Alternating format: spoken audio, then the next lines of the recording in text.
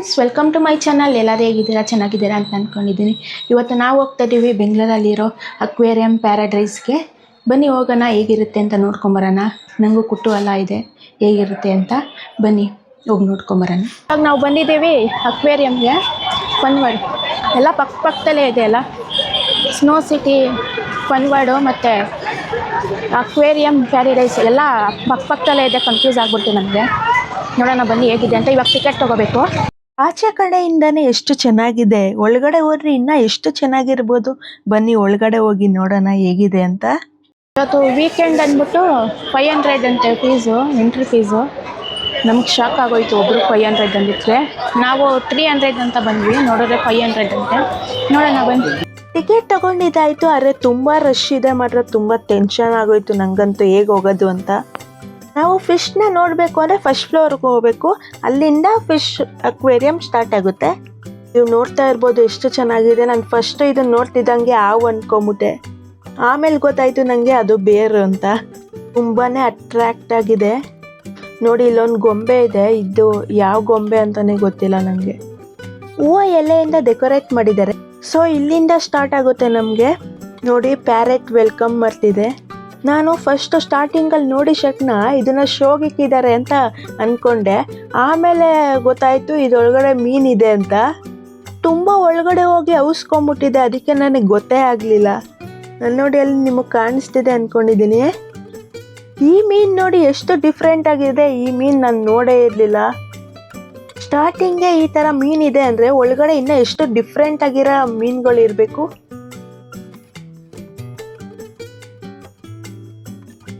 ನಂಗನ್ಸುತ್ತೆ ಇದು crocodile fish ಅಂತ. ಯಾಕಂದರೆ ಇದು ನೋಡೋದಕ್ಕೆ ಕ್ರೊಕೊಡೈಲ್ ಥರನೇ ಇದೆ. ವೈಟ್ ಕಲರ್ ಫಿಶ್ ಇದೆಯಲ್ಲ, ಅದೊಂಥರ ಚೆನ್ನಾಗಿದೆ.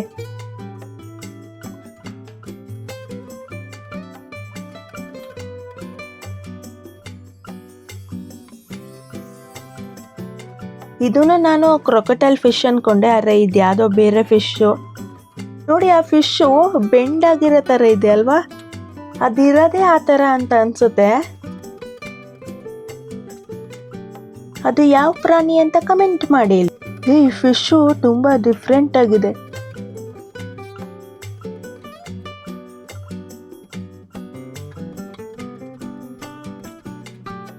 ಇಲ್ಲಿ ನೋಡಿ, ಇಲ್ಲಿ ಹಾವಿದೆ. ಮಕ್ಳಿಗೆ ಮಾತ್ರ ತುಂಬ ಮಜಾ. ಹಾವಿದೆ ಅಂದ್ಬಿಟ್ಟು ಮುಟ್ಟಿ ಮುಟ್ಟಿ ಖುಷಿ ಪಡ್ತಿದ್ದಾರೆ. ಅವಾಗಲೇ ಆ ಮೀನು ಬೆಂಡಾಗಿರೋ ಥರ ಇತ್ತಲ್ಲ, ಅದೇ ಥರ ಇಲ್ಲಿ ಇಷ್ಟೊಂದಿದೆ. ನೋಡಿ ಹೆಂಗೆ ಬೆಂಡಾಗಿರೋ ಥರ ಇದೆ. Wow, amazing! ವಾಟರ್ ಫಾಲ್ಸ್ ಎಷ್ಟು ಚೆನ್ನಾಗಿ ಮಾಡಿದಾರಲ್ವಾ. ಇಲ್ಲಿ ನೋಡಿ ಇಲ್ಲೂ ಎಷ್ಟೊಂದು ಮೀನುಗಳಿದೆ. ಇದೇ ಫಸ್ಟ್ ಟೈಮ್ ಅಂತ ಅನಿಸುತ್ತೆ ನನಗೆ ಈ ಥರ ಫಾಲ್ಸ್ ಮಾಡಿರೋದು ಬೆಂಗಳೂರಲ್ಲಿ. ನೋಡ್ತಾನೇ ಇರಬೇಕು ಅಂತ ಅನಿಸುತ್ತೆ. ಅಲ್ಲಿಂದ ಹೋಗೋಕ್ಕೆ ಮನಸ್ಸು ಬರಲ್ಲ. ಇಲ್ಲಿ ನೋಡಿ, ಇಲ್ಲಿ ಅರಮನೆ ಥರ ಮಾಡಿದ್ದಾರೆ. ಇಲ್ಲಿ ನೋಡಿ ಶಾರ್ಕು ಎಲ್ಲ ಮೀನು ತಿಂತಿದೆ. ಫಸ್ಟ್ ನಾನು ನೋಡಿ ಶಕ್ನ ಶಾಕ್ ಆಗಿಬಿಟ್ಟೆ. ಇಲ್ಲಿ ನೋಡಿ, ಇಲ್ಲಿ ಶಿಂಪು ಹೆಂಗೆ ಓಡಾಡ್ತಿದೆ. ಚಿಕ್ಕ ಚಿಕ್ಕ ಮೀನು ಎಷ್ಟು ಡಿಫ್ರೆಂಟ್ ಆಗಿದೆ ಅಲ್ವಾ. ಅಲ್ಲೆಲ್ಲ ನೋಡಿ ಎಷ್ಟೊಂದು ಶಿಂಪ್ ಇದೆ.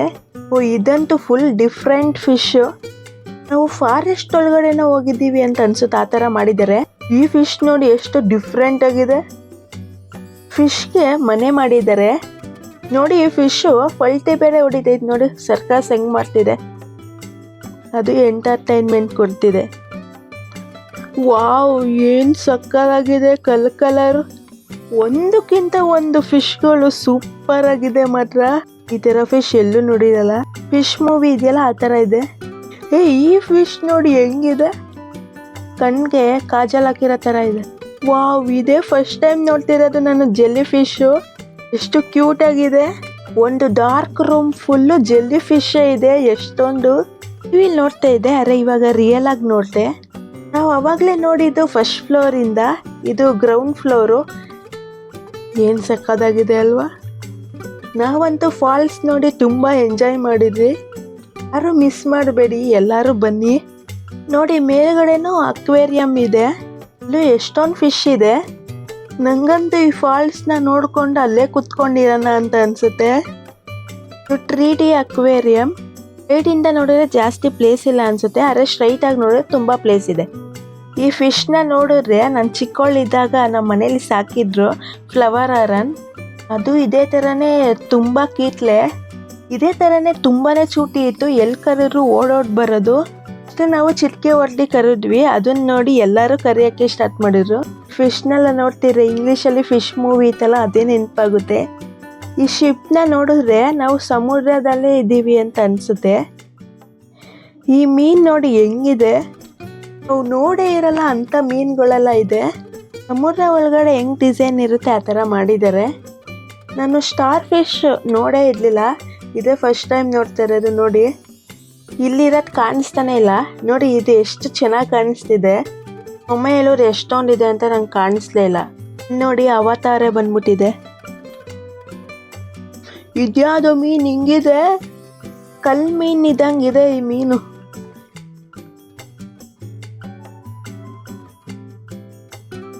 ಇಲ್ಲಿ ಇನ್ನ ಡಿಫ್ರೆಂಟ್ ಮೀನಿದೆ. ಅಯ್ಯೋ ಈ ಮೀನು ಏನು ಹಿಂಗಿದೆ, ನಾನು ಸಡನ್ನಾಗಿ ನೋಡಿದ ಯಾವುದೋ ಮನುಷ್ಯ ಮೀನು ಅನ್ಕೊಂಬಿಟ್ಟೆ. ಇದು ಎಲ್ಲದಕ್ಕಿಂತ ಮೇಯ್ನು ಟನಲ್ಸ್. ಬನ್ನಿ ಒಳಗಡೆ ಹೋಗೋಣ. ಇದು ಒಳಗಡೆ ಹೋಗ್ತಿದ್ರೆ ನಾವು ಸಮುದ್ರ ಒಳಗಡೆನೇ ಹೋಗ್ತಾ ಇದ್ದೀವಿ ಅಂತ ಅನಿಸುತ್ತೆ. ಎಲ್ಲ ಏನು ನೋಡಿದ್ವಿ ಅದಕ್ಕಿಂತನೂ ಜಾಸ್ತಿ ಮೀನಿದೆ. ಈ ಪ್ಲೇಸ್ಗಂತಲೇ ನಾನು ತುಂಬ ಎಕ್ಸೈಟ್ ಆಗಿ ಬಂದಿದ್ದೀನಿ.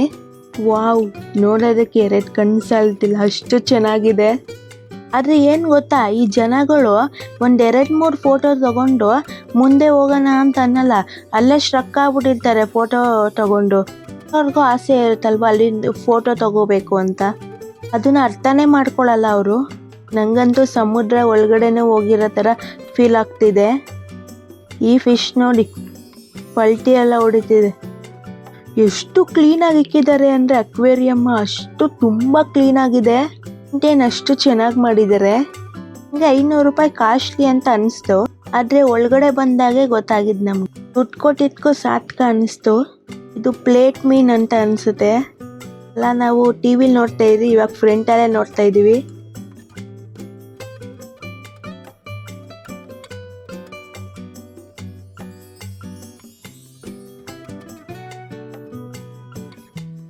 ಫಿಶ್ ಅಕ್ವೇರಿಯಂ ಎಂಡ್ ಆಗಿದೆ.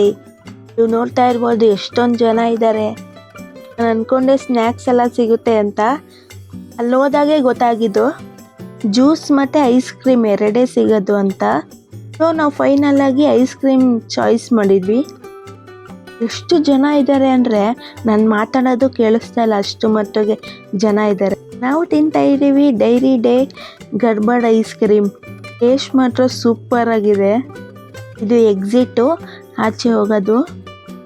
ಇದೇ ಥರನೇ ನಾನು ತುಂಬ ವೀಡಿಯೋಸ್ನ ಅಪ್ಲೋಡ್ ಮಾಡ್ತಾ ಇರ್ತೀನಿ. ನಿಮ್ಮ ಸಪೋರ್ಟ್ ನನಗೆ ತುಂಬ ಮುಖ್ಯ. ಈ ವಿಡಿಯೋ ಇಷ್ಟ ಆಗಿದ್ರೆ ಲೈಕ್ ಮಾಡಿ, ಸಬ್ಸ್ಕ್ರೈಬ್ ಮಾಡಿ, ಶೇರ್ ಮಾಡಿ, ಕಮೆಂಟ್ ಮಾಡಿ. ಮತ್ತೆ ಸಿಗೋಣ ನೆಕ್ಸ್ಟ್ ವಿಡಿಯೋದಲ್ಲಿ.